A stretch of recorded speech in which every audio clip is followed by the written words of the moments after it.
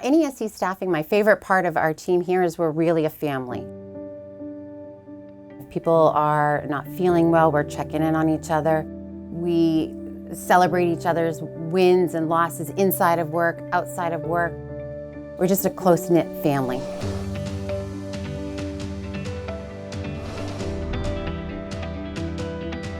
I need my phone yet. Oh, we're busy. What's that? I said we're busy. I know you are. My name is Jack Madden, and my position is President of Sales. Larry O'Keefe, I am a recruiting manager here and also an account manager. My name is Misty Demera, and I am the senior recruiter here. My name is Nate, and I am a technical recruiter here at NESC Staffing. My name is Kira, and I'm a recruiter here. My name is Olivia Edick, and I am a technical recruiter here at NESC.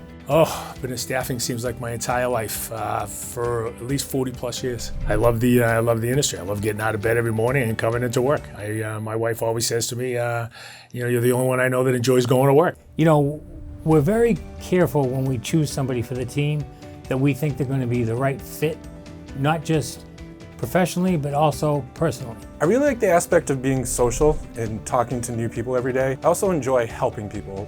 I understand how hard it is to find a job, so to be able to provide that for people feels like a good service. I wanted to go into a more HR role, but then I liked the aspect of recruiting more, and when I shadowed here, I was like, yeah, I think I would like this, and so I took the job, and I've been here a year, and I like it so far. We can take anybody if they're willing to learn. We want to make sure that if they come to work here, that they want to be here, that they don't just come here because they need a job.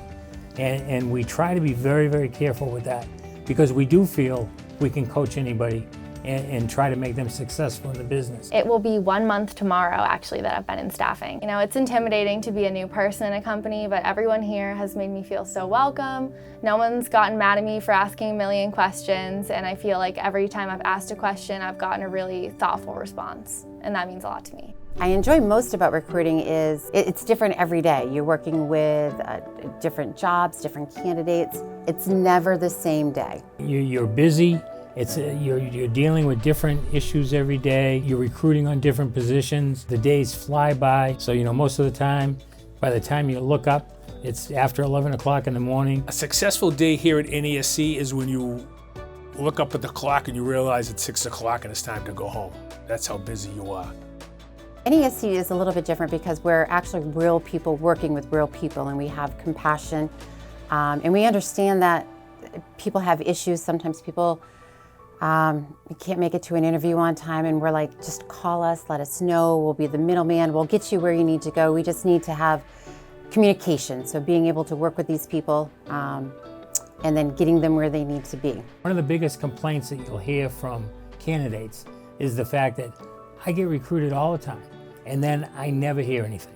I never hear whether, I've got an interview request, I got turned down, why I get turned down.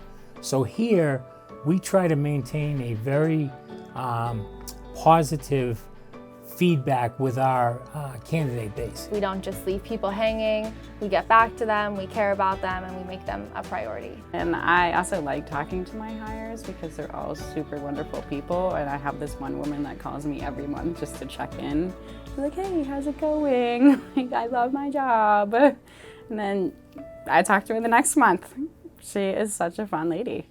So the history of NESC is it's long but distinguished. The acronym for NESC actually stands for National Engineering Service Corporation and National Employment Service Corporation.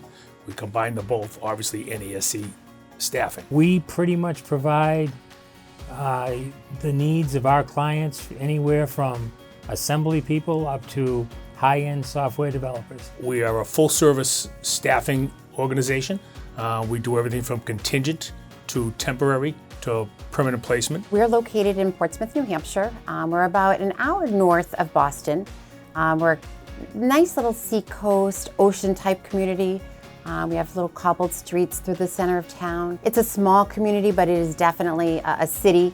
It's well diversified. We have an office in Pennsylvania, Florida, California, Dallas, Houston, Woburn, Massachusetts, that currently handles different verticals throughout the country. I think that we've established relationships with both our clients and our candidates that they can trust us.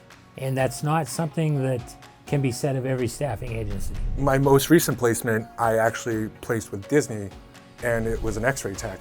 And they had a job gap due to personal issues and going to school.